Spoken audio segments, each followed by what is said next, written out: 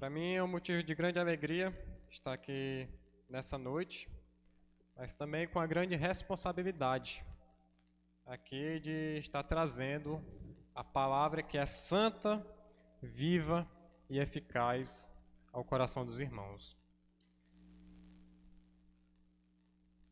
Eu queria começar esse momento perguntando se os irmãos lembram o que aconteceu no ano de 2020.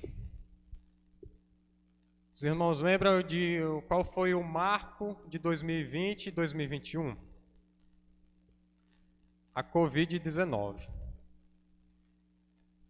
2020 foi um ano marcado por esse grande vírus que assolou o planeta, assolou a humanidade, assolou um grande alerta vermelho no mundo.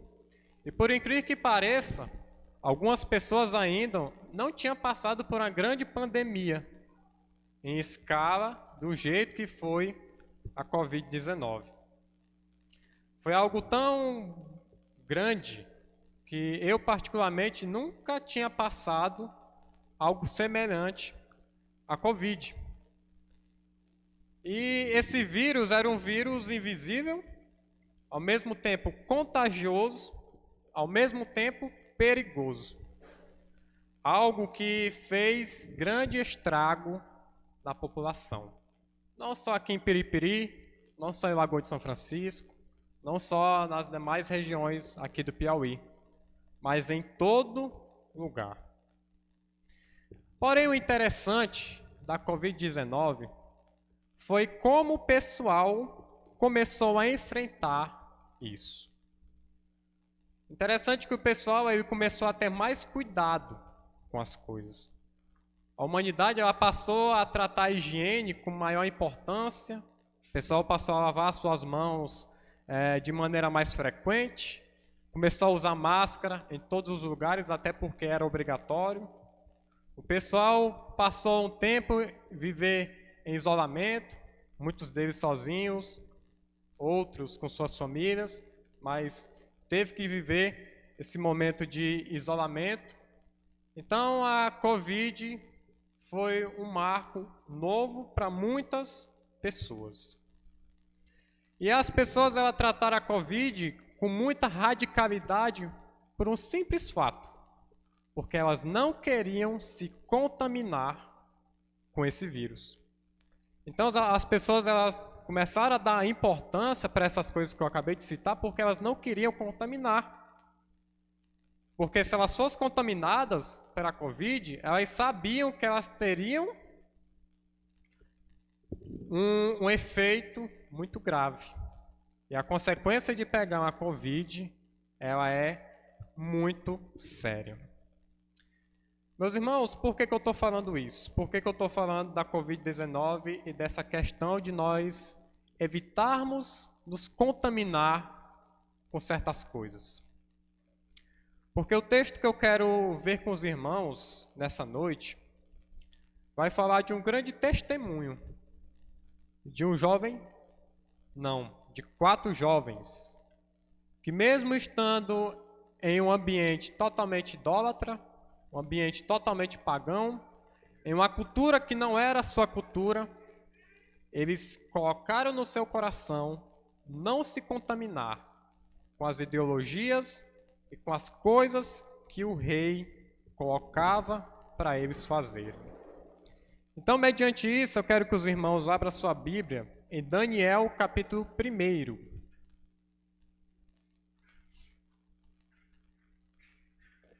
Daniel, capítulo 1.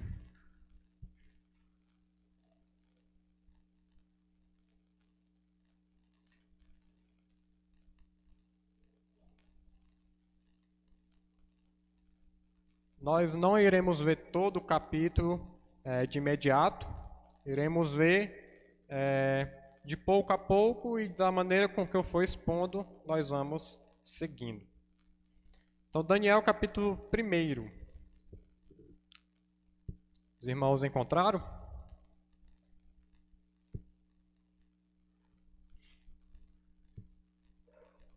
Diz assim: Vamos ver por enquanto apenas os versos 1 e o verso 2. Diz assim: No terceiro ano do reinado de Joaquim em Judá, Nabucodonosor, rei da Babilônia, foi até Jerusalém e cercou a cidade. O Senhor entregou nas mãos dele Joaquim, rei de Judá, e parte dos objetos do templo de Deus. Ele então levou tudo para a terra de Siná e guardou os objetos da sala do tesouro do templo do seu Deus. Meus irmãos, aqui o escritor está nos dando uma introdução do que está acontecendo nessa época. Então nós vemos que, nesse momento, o rei de Judá era Joaquim. E veio um homem, rei da Babilônia, chamado Nabucodonosor. Ele invadiu a terra de Judá. E com isso fez cativos e escravos toda aquela população. E não só isso, o verso 2 vai nos dizer que foi o próprio Deus que entregou Judá nas mãos de Nabucodonosor. Então nós poderemos fazer a seguinte pergunta: se Deus era Deus de Judá, por que então Deus entregou Judá nas mãos de Nabucodonosor? Para nós entender melhor esse pano de fundo e por que o autor escreveu esses detalhes, eu quero que os irmãos abram sua Bíblia no livro de 2 Reis. 2 Reis, capítulo 23.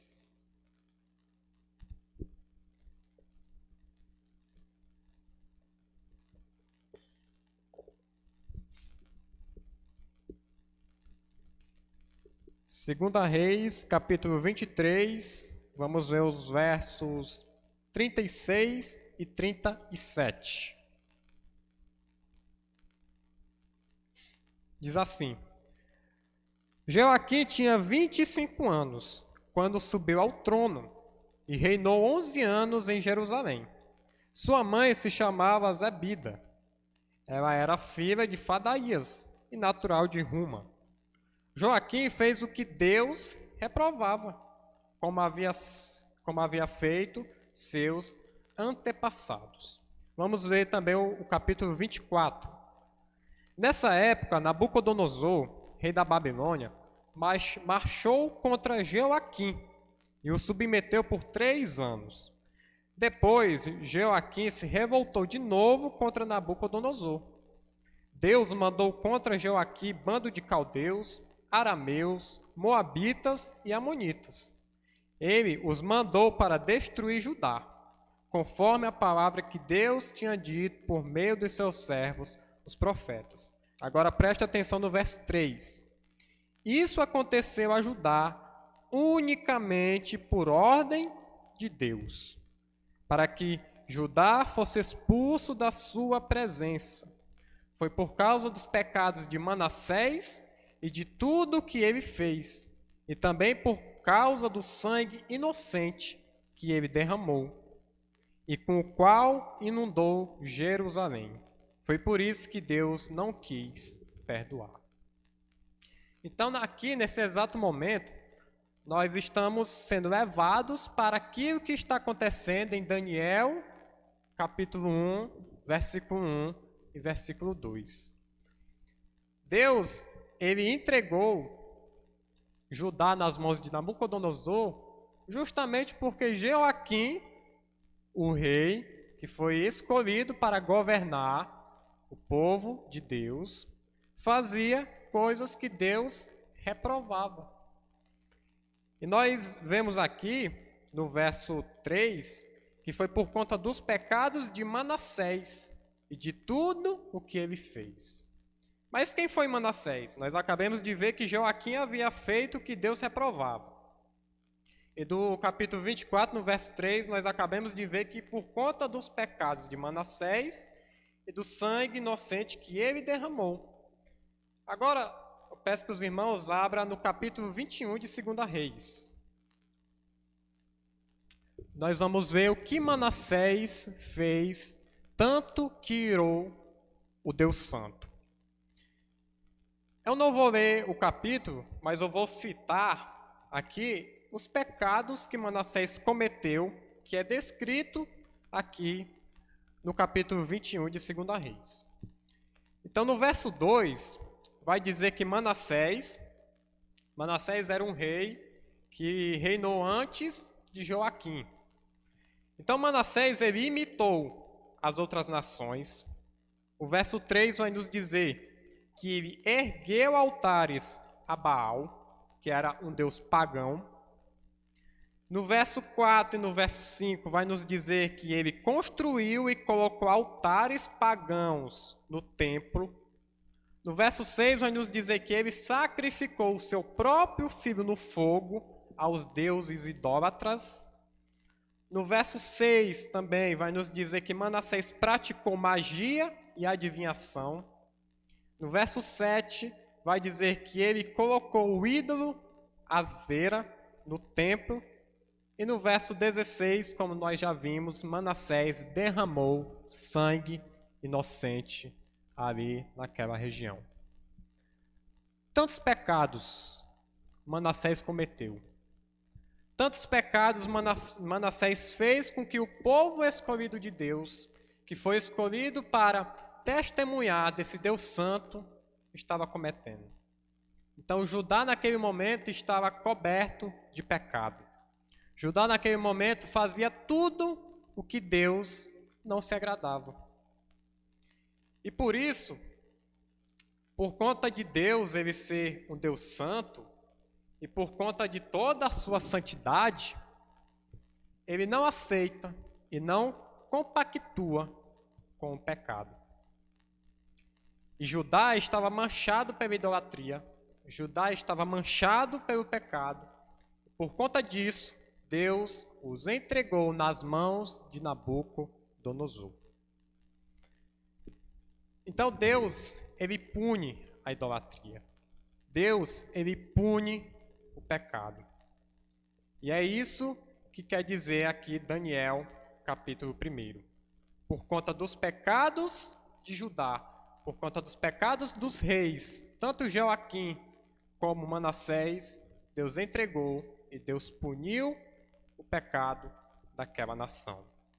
Então peço que os irmãos agora voltem para Daniel, capítulo 1, e vamos continuar agora do verso 3 até o verso 16.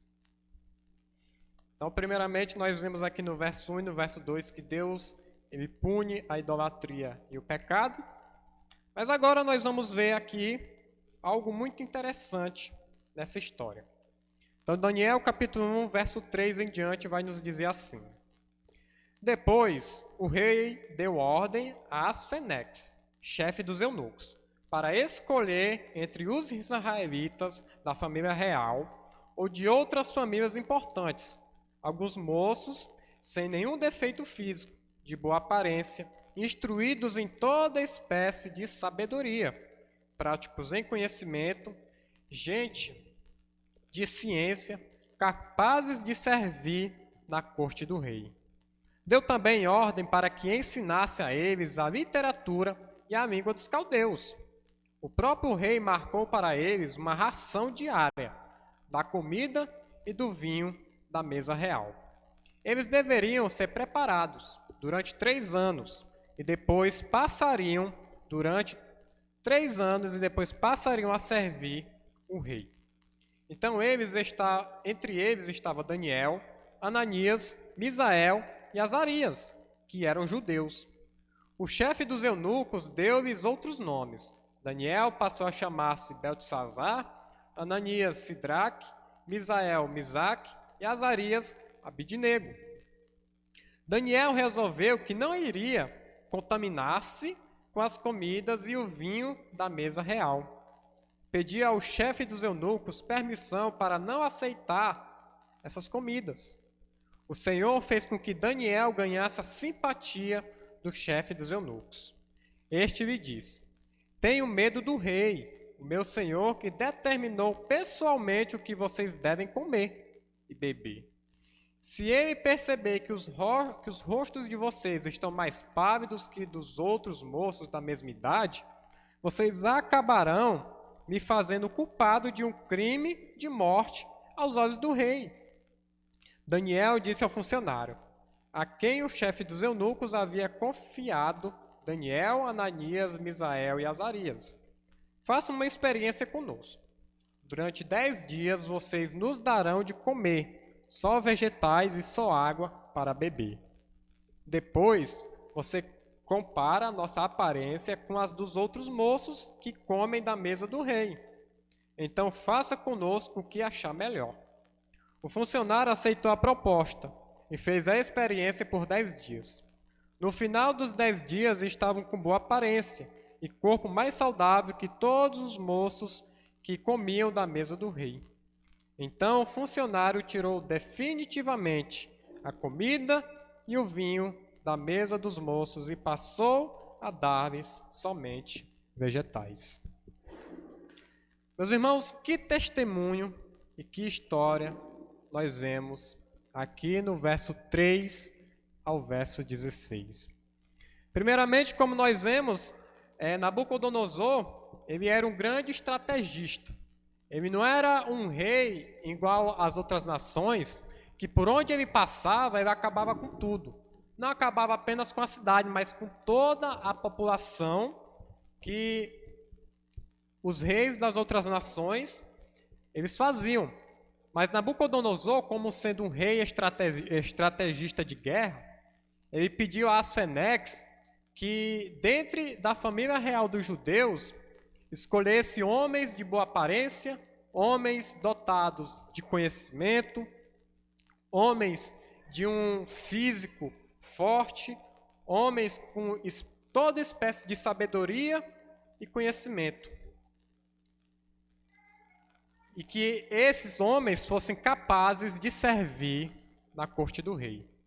Então, dentre dessas qualidades, Asfenex achou um grupo de 4 jovens, que nós vemos aqui que foi Daniel, Misael, Ananias e Azarias.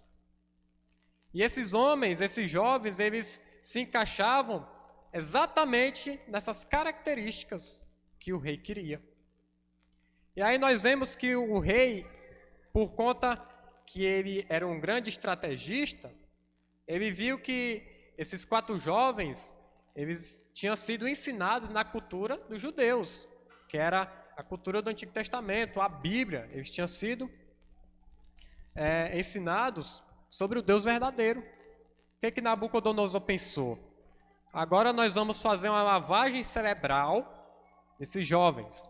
Agora eles vão ter que deixar todas as crenças que eles trouxeram do lugar onde eles saíram. E agora vão ter que aprender a nossa cultura, vão ter que adorar aos nossos ídolos, vão ter que fazer aquilo que nós fazemos. Então Nabucodonosor ele queria fazer essa lavagem cerebral. Então tal que nós vemos aqui, que além de ensinar aqueles jovens na língua dos caldeus, eles tinham que passar a comer uma dieta totalmente diferente. E não só isso, o nome Daniel, Ananias, Misael e Azarias, eles tinham um nome relacionado ao Deus vivo e verdadeiro. E Nabucodonosor ele trocou esses nomes, deu nomes diferentes. O significado desses nomes tinha a ver agora não mais com Deus verdadeiro, mas com Deus os deuses a qual Nabucodonosor acreditava. Então, mediante isso, mediante agora aqueles jovens, está em uma cultura totalmente diferente, em um lugar onde as pessoas não professam a sua mesma fé, em um lugar onde era um lugar difícil.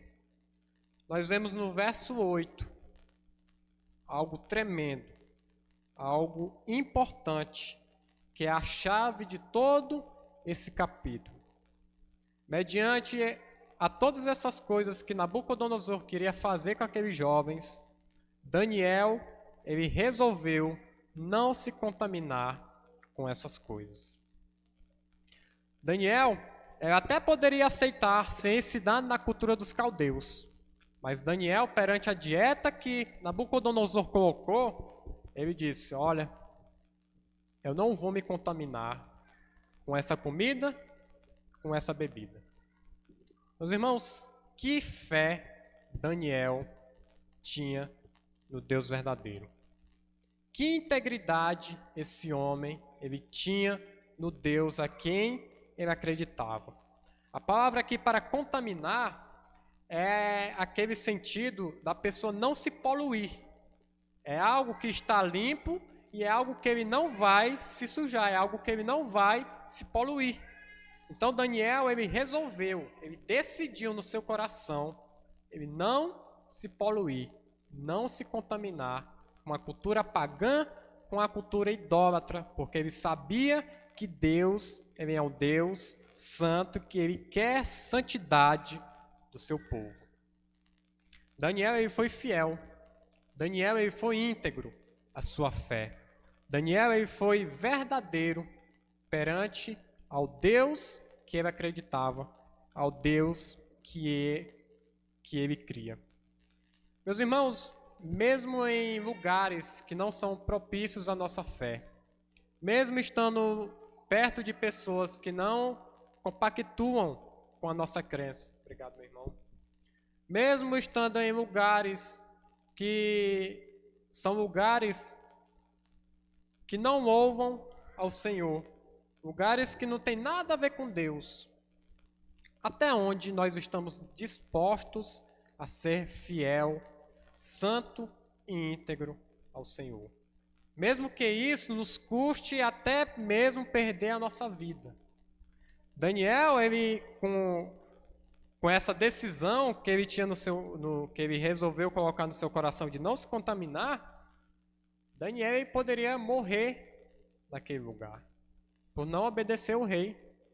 Mas mesmo Daniel sabendo que ele poderia perder a sua vida, ele disse, é melhor morrer do que eu negar o meu Deus, do que eu abandonar o meu Deus e aceitar todas essas coisas que vão contra a vontade do meu Senhor.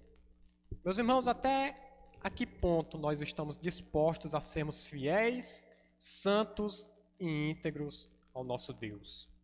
Daniel, ele provou isso.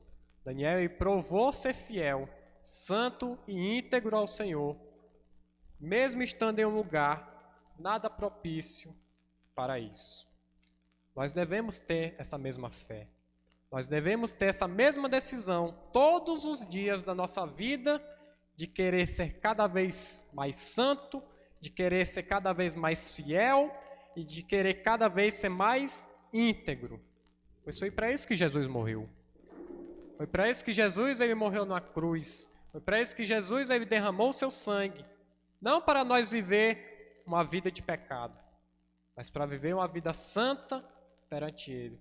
Uma vida de fato fiel ao nosso Deus.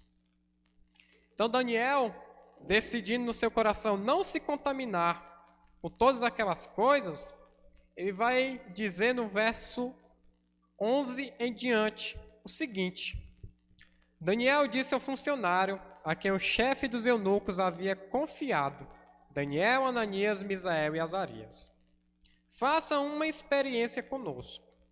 Durante 10 dias vocês nos darão de comer só vegetais e só água para beber. Depois você compara a nossa aparência com as dos outros moços que comem da mesa do rei. Então faça conosco o que achar melhor. Olha só a proposta que Daniel fez. Olha, eu não vou comer essa dieta que Nabucodonosor ele impôs. E detalhe, Daniel possivelmente ele rejeitou comer essa dieta porque essa comida que o rei impôs ou poderia ter ligação com Levítico capítulo 11, ou porque aqueles alimentos eram oferecidos a deuses pagãos. Então, por conta disso, sabendo que esses alimentos podiam ter ligação com essas coisas, Daniel ele jogou de lado e não se contaminou com essas coisas. Mas nós vemos aqui que Daniel ele queria fazer uma experiência. Ele disse que durante 10 dias era para o chefe dos eunucos dar para eles apenas legumes e água. Meus irmãos, quem é que se sustenta apenas comendo legume e água?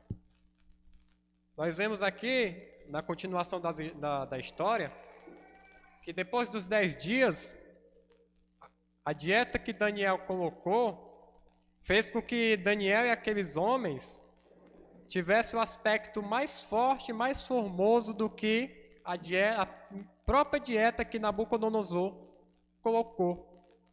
Mas por que isso aconteceu? Porque Deus era com eles. Porque Deus era soberano. Porque para o homem comer apenas legumes e água, para ter um físico forte, o homem pode parecer muito difícil, e mesmo num período curto de 10 dias. Mas para Deus não é. Deus ele está com aqueles que são fiéis. Deus ele está com aqueles que são santos. E Deus está com aqueles que são íntegros. Então, meu irmão, independente do lugar que você esteja, do ambiente que você esteja, nunca negue a sua fé. Sempre seja fiel ao Deus Santo, sempre seja íntegro aquilo que está colocado aqui nessa palavra. E para finalizar,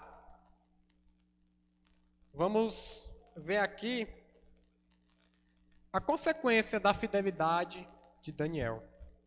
Nós vemos no verso 1 e no verso 2 que por conta da santidade de Deus, Deus pune a idolatria e o pecado. Nós acabamos de ver aqui no verso 3 ao 16 que Daniel é fiel ao Senhor. E nós vamos ver aqui agora do verso 17 ao verso 21 que Deus abençoa aqueles que são fiéis.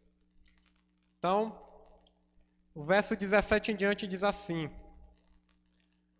aos 4 rapazes Deus concedeu o conhecimento e a compreensão de toda a literatura e também sabedoria. Daniel, especialmente, deu o dom de interpretar visões e sonhos. Terminado o tempo que o rei havia fixado para os rapazes serem apresentados, o chefe dos eunucos levou-os à presença de Nabucodonosor. O rei conversou com eles e não encontrou ninguém melhor do que Daniel, Ananias, Misael e Azarias. E a partir daí, eles ficaram servindo diretamente ao rei. Por tudo o que procurou saber deles em termos de conhecimento e sabedoria, o rei achou que eram 10 vezes mais capazes que todos os magos e adivinhos que havia no seu reino.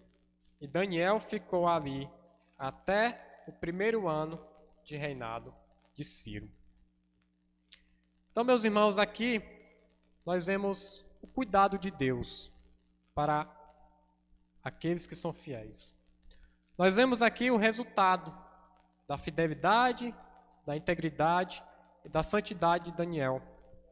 Nós vemos que Deus, o próprio Deus, que é soberano, que cuida de toda a história, ele concedeu toda a sabedoria, toda a compreensão.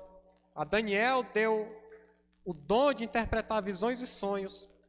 E o próprio rei, Nabucodonosor, ele achou aqueles 4 jovens que foram fiéis 10 vezes mais capazes de servir no rei do que aqueles que seguiram a dieta de Nabucodonosor. Meus irmãos, isso é bênção de Deus. Deus ele gosta de abençoar os seus servos, aqueles que não negam a sua fé, aqueles que mesmo estando em lugares, como eu já falei, que existem pessoas que não creem nesse Deus verdadeiro, as pessoas que estão ali, que são fiéis ao Deus verdadeiro, Deus ele tem o prazer de abençoar essas pessoas. E foi isso que aconteceu com Daniel. Daniel poderia ter sido morto, por estar indo totalmente contrário à ordem de Nabucodonosor. Mas o que aconteceu foi totalmente o contrário. Daniel, ele recebeu o dom de interpretar visões e sonhos, e aos outros, Deus deu todo o conhecimento e compreensão. Meus irmãos, Deus ele requer isso de nós.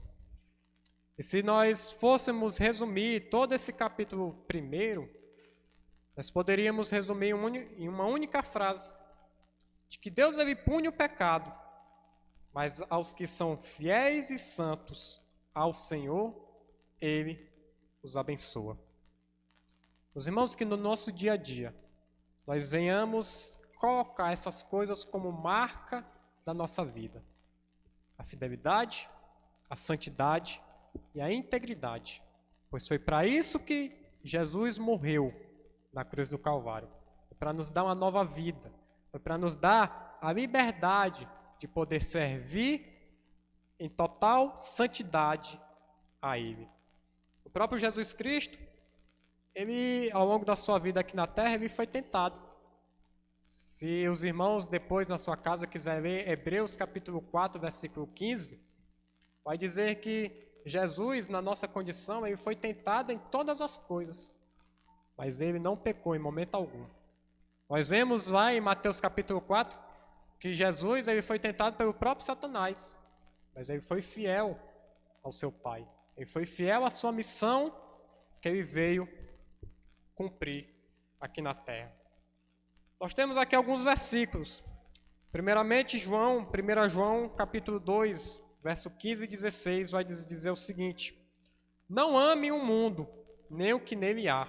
Se alguém amar o mundo, o amor do Pai não está nele. Pois tudo o que há no mundo, a cobiça da carne, a cobiça dos olhos e a ostentação dos bens, não provém do Pai, mas do mundo. Hebreus capítulo 12, versículo 14, vai nos dizer o seguinte: esforcem-se para viver em paz com todos e para serem santos, pois sem santidade ninguém verá o Senhor. Tiago, capítulo 4, versículo 4, vai dizer o seguinte: adúlteros, vocês não sabem que a amizade com o mundo é inimizade com Deus? Quem quer ser amigo do mundo, faz-se inimigo de Deus. Entre tantos e outros versículos que nos mostram como Deus quer que o seu povo seja fiel a Ele e que ande em santidade. Meus irmãos, eu tenho aqui alguns desafios para nós durante essa semana. O primeiro desafio aqui para nós encerrar o nosso momento é: tenha uma vida santa diante de Deus no seu dia a dia. Cada um aqui sabe as tentações que vocês sofrem durante o seu dia, as coisas que vêm para que você negue a sua fé, as coisas que vêm para que você deixe de andar em santidade. Cada um sabe a vida que tem. Mas o primeiro desafio que Daniel capítulo 1 ele nos manda ter é ter uma vida santa diante de Deus. É negar de fato as coisas pecaminosas, como os desejos da nossa carne, o desejo dos nossos olhos e o desejo da vida que não agradam ao Senhor. Busque ser fiel ao Senhor no seu dia a dia. Busque ser íntegro e busque viver uma vida de santidade. O segundo desafio que nós temos nessa noite é: seja um testemunho vivo e fiel aonde você estiver. Seja no seu trabalho, seja na sua casa com sua família, seja em algum lugar de lazer que você esteja, seja um testemunho de cristão. Faça jus a esse nome de cristão que você carrega, esse nome de Cristo que você carrega. De fato, tenha uma vida de um testemunho verdadeiro, onde as pessoas vão olhar para você e elas vejam a Cristo. Elas vejam a luz do mundo. Elas vejam aquele que morreu por esse mundo. E por último, tenha uma vida de comunhão com o Senhor. Meus irmãos, todos nós só vamos de fato conseguir ter uma fé inabalável, ter uma vida de santidade, como agrada ao Senhor, e de fato ter uma vida íntegra se nós tivermos comunhão com Deus. Pois sem Deus nós não conseguimos fazer nada. Então, busque ver as Escrituras, busque ter o seu momento de oração, não deixe que as coisas desse mundo tire a sua comunhão com Deus. Não deixe que a correria do seu dia a dia, não deixe que o cansaço do seu corpo e com o entretenimento que esse mundo tanto oferece, tire a sua comunhão com Deus. Mas que todos os dias nós possamos, cada vez mais, ler mais as Escrituras, dobrar mais o nosso joelho em comunhão com o nosso Senhor. Então, mais uma vez repetindo, Deus pune pecado, mas os que são santos e fiéis ao Senhor, Ele os abençoa. Nessa noite eu queria orar com os irmãos. Nesse momento, e logo após a oração, eu queria convidar a equipe de louvor para cantarmos o último hino aqui nessa noite. Fechemos os olhos. Deus, muito obrigado, Pai. Muito obrigado porque através da Tua palavra nós temos a verdadeira revelação do Senhor. Aquilo que Te agrada. Temos a revelação de quem o Senhor é. Como nós vemos aqui que o Senhor é um Deus santo, que o Senhor é um Deus que abomina o pecado, Pai. Deus, segundo a Tua graça, segundo a Tua misericórdia, nos ajude, Deus, a termos essa mesma fé, a fé de Daniel, que mesmo perante uma cultura totalmente idólatra, uma cultura pagã, ele decidiu, Pai, não se contaminar com nada daquelas coisas. Deus nos ajude, Pai, a também não nos contaminarmos, Pai, com o pecado. A sermos, de fato, meu Deus, pessoas íntegras. A sermos pessoas, de fato, honestas perante Ti. A sermos, de fato, meu Deus, cada vez pessoas santas perante o Teu nome. Porque a Tua palavra diz, sede santos, porque eu sou santo. O Senhor é um Deus que ama a santidade, Pai. E que o Senhor todos os dias coloque isso no nosso coração. Nos ajude, Pai, com Teu Espírito Santo, a vivermos todas essas coisas, a termos, de fato, um bom testemunho, a termos, de fato, meu Deus, uma vida íntima de comunhão com o Senhor. E que nenhum pecado, Pai, venha, de fato, tirar a nossa comunhão e a nossa santidade com o Senhor. Deus, muito obrigado. Que o Teu nome cresça e que o nosso nome cada vez mais diminua para a honra, glória e louvor do Teu santo nome, o nome de Jesus. Amém.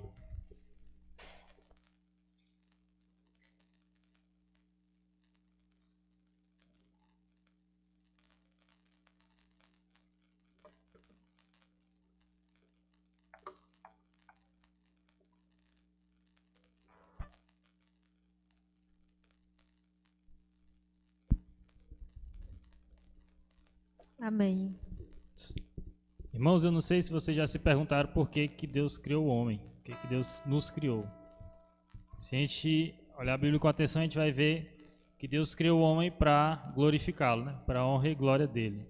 E Daniel, como a gente viu aqui na pregação, sabia disso, e é por isso que ele buscava viver em santidade, para a glória de Deus, para agradar ao seu Senhor.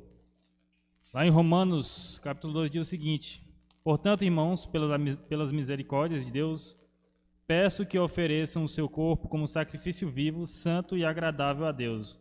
Este é o culto racional de vocês. E não vivam conforme os padrões deste mundo, mas deixe que Deus os transforme pela renovação da mente, para que possa experimentar qual é a boa, agradável e perfeita vontade de Deus. A canção que a gente vai cantar agora vai falar justamente disso, que nós devemos oferecer a nossa vida como oferta agradável ao Senhor. Amém?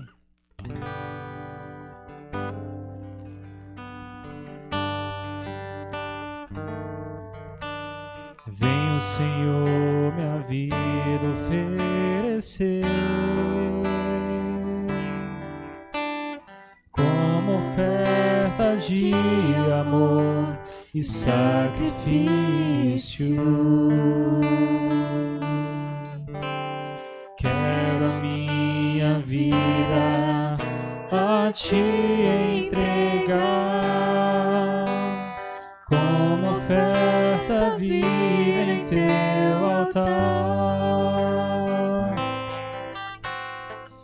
ao Senhor minha vida oferecer, como oferta de amor e sacrifício.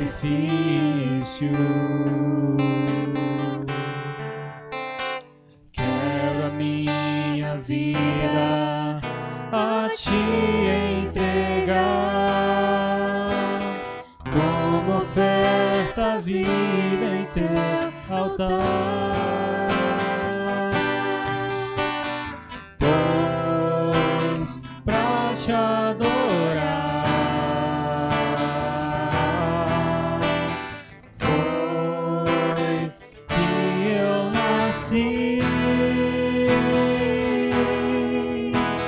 Cumpre em mim o teu querer,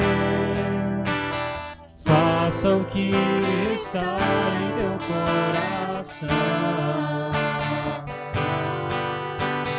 e que a cada dia eu queira mais e mais estar ao teu lado, Senhor. Pois pra te adorar foi que eu nasci.